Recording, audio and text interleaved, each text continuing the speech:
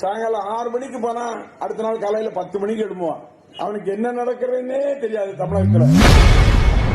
முதல்வர் விஜயை மீண்டும் அமைச்சர் அனிதா ராதாகிருஷ்ணன் ஒருமையில் திட்டி உள்ளது அதிர்ச்சியை ஏற்படுத்தி உள்ளது.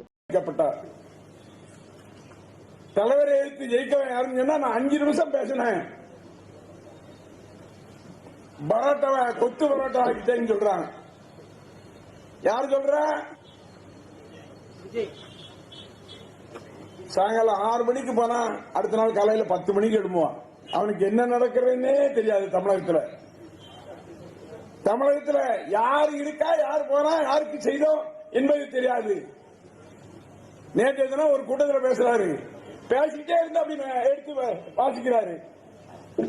சினிமாவில் நடிக்கிற மாதிரி நடிக்கிறேன்னு நினைக்கிறாரு. செய்திகளை உள்ளது உள்ளபடி தெரிந்து கொள்ள ரெஃப்ளெக்ட் நியூஸை சப்ஸ்கிரைப் பண்ணுங்க.